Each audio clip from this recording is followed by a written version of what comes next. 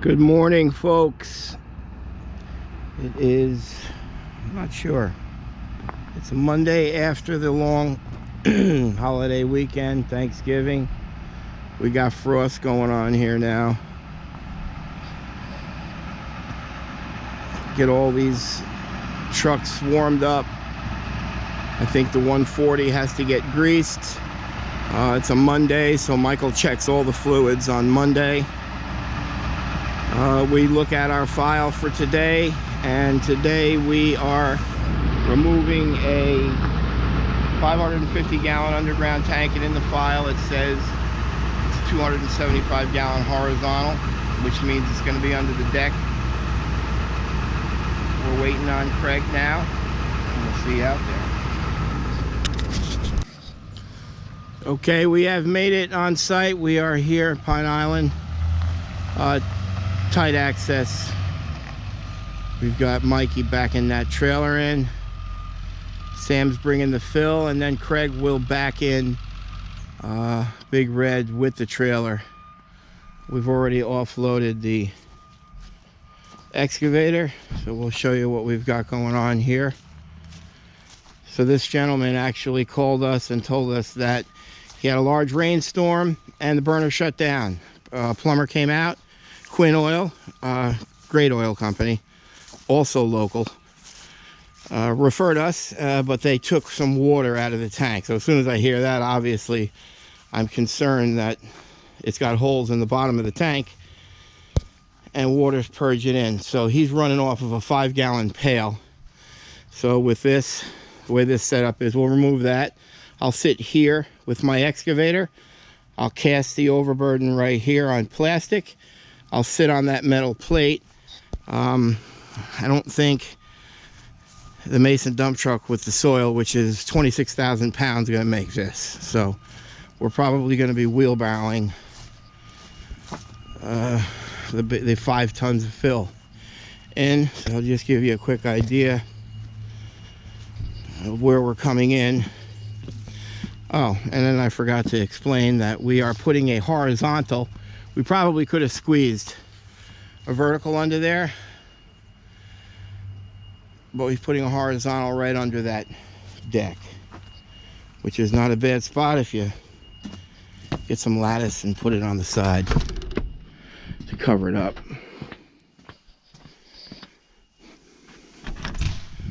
This guy's been running off of a fireplace. And there it is. He's running off that pail temporarily. He wants a tiger loop. So we'll install that tiger loop and we'll bring it in somewhere along this side. That's unusual. That is his discharge for his septic tank. But he's told me that the septic tank is in the front. So it probably goes all the way across. I'm going to double check to make sure. Even though he lives here and he probably knows it, I always check for myself, considering if there is an issue, I'm the one that's responsible. Can't just go to the homeowner, oh, well, you said. And that's that. We're bringing all of our stuff in. We'll set it in place and we'll get going. Tank Masters, we're at it again, cleaning up Mother Nature. All right, so as I said earlier, we were told this tank had water, so the boys always love the $100 challenges. So we're going to do one here today. We're going to guess how many inches of water are in it. Now, there's a theory to this. I already know it. Really? Don't say it.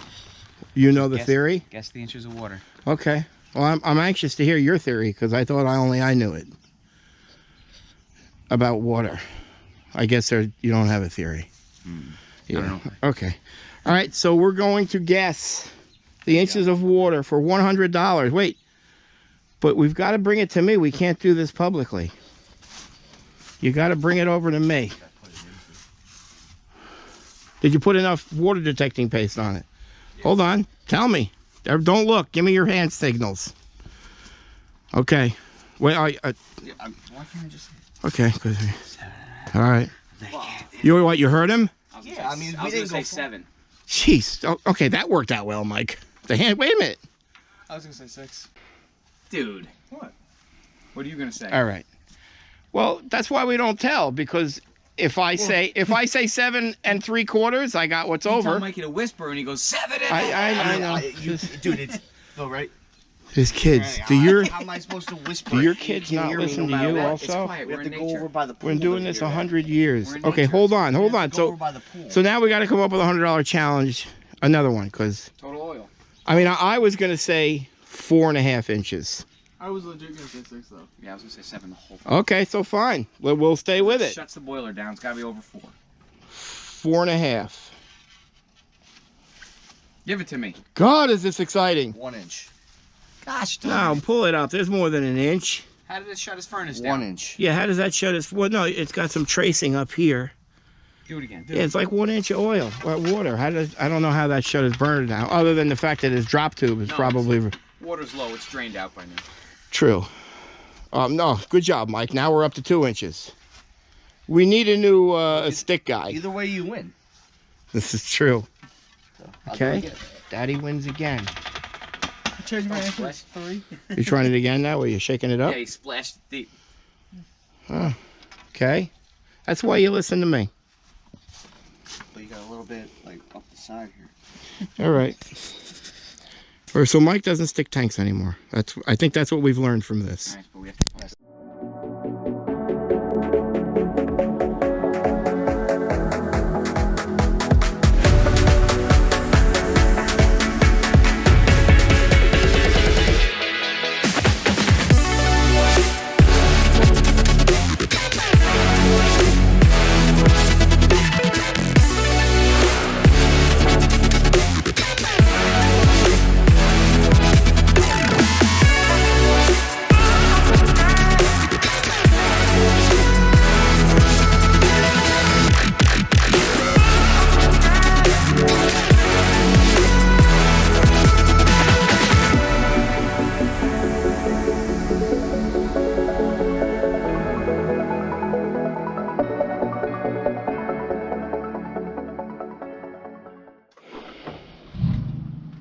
Mike. All right, Sam is cutting the tank open. Craig's beginning the trench here. We've got to get 18 inches on that. Mike is screwing in the fill-in vent. That is a standard 6-inch threaded nipple, standard 12-inch threaded nipple. We'll put a 2-inch plug here. What is that? It's a half-inch plug. Yep. Half-inch plug. Duplex. Half-inch copper. 3/8. 3/8 copper. One line. We'll run it down. In.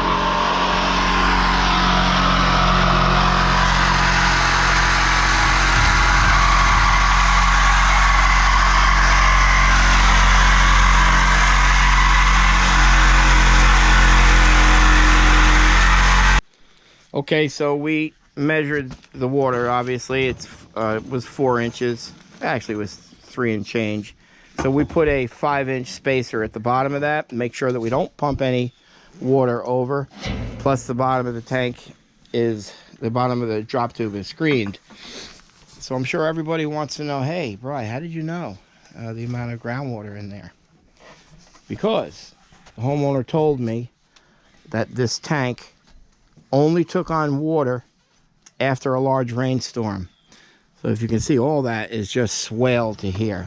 So if he only took on water after a large rainstorm, because that drop tube right there, they normally put that to the bottom of the tank, and then they'll pull it up 4 to 5 inches off the bottom so it doesn't suck any sludge. So that means this tank can take approximately 4 inches of water before it ever goes into the drop tube. Therefore, he told me the tank always ran only until a rainstorm. So I'm going to say that it had 4 inches to less because of that drop tube. So Craig has drilled that hole for the 1/3/8 line. It's coming right through there.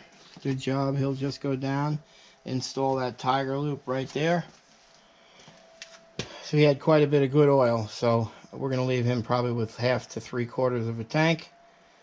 We'll get that burner fired up and his problems will be behind him.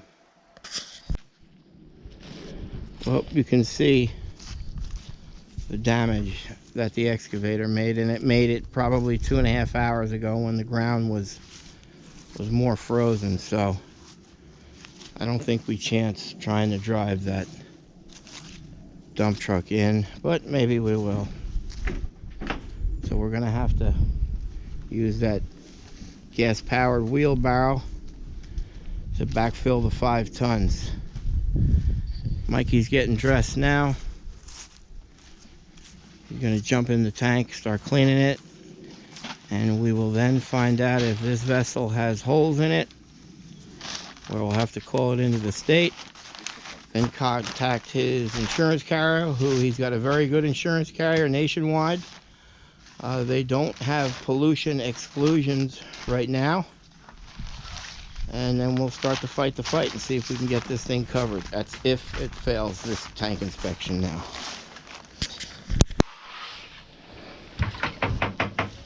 Okay, Mike's cleaning the tank. How's it look, Mike? What's up? How's it look? Good. Any water purging back in? I don't see anything yet.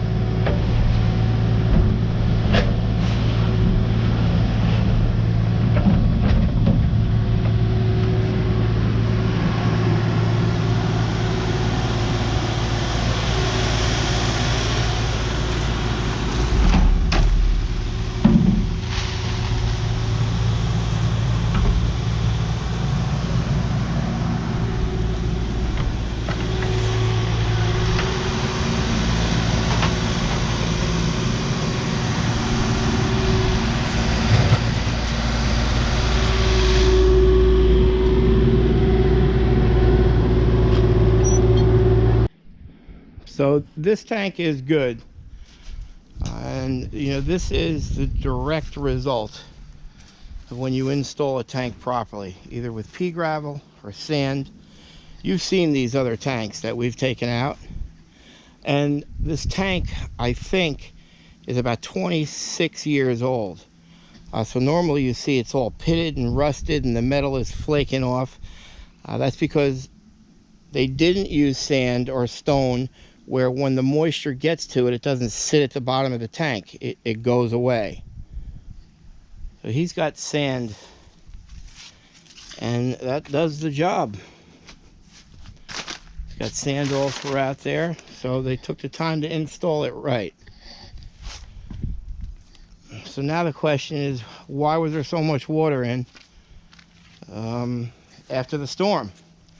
So if you'll see, the property is swaled, everything right down to there. So it was probably something with these fittings, wasn't tight, or even there. So much water was sitting on the top of it, and it slowly was bleeding in. That's all that I can think of, other than possibly getting a bad load of fuel, and I'm almost positive that's not what took place. So there you have it, folks. Proper installation helps you out with the life expectancy of an underground tank. All right, Craig is taking off the old filter. That with the old, and then with the new. That's the Tiger Loop. Hey, Craig, can you tell us what that Tiger Loop does? It's a deaerator. It takes the air out of the system if it was ever to get some. And this is the suction line. Brings it to the furnace here. Whatever it doesn't use brings it back to the Tiger Loop instead of going back to the Very tank. nice. Well, he just kicked my butt on that because I didn't think he was going to do that well with it. But that's what it is. Good job. Shout out to my... All right, the inspector just left. And I just threw the truck in four-wheel and bonsai'd it in here. Shout out to you, Mr. Villarosa. It came in a little too hot, though. We gotta move it forward, and we're gonna begin to backfill. No leaker here. We got a good one, which makes for a happy customer.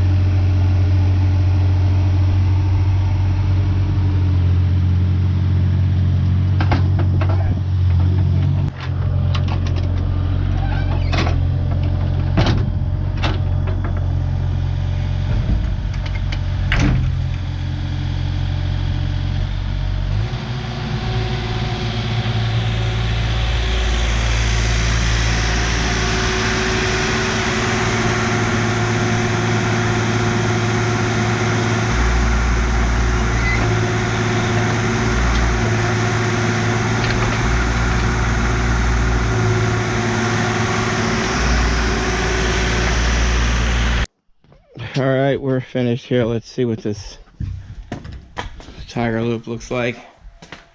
Burner just shut off.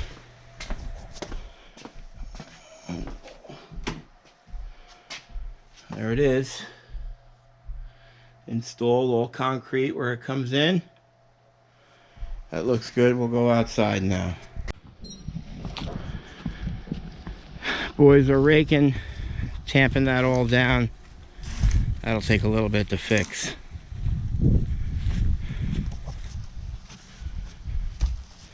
And this is the area where the machine was sitting. That looks pretty good. Tank finished. Nice job, boys. It's another fine job by Tank Masters Environmental.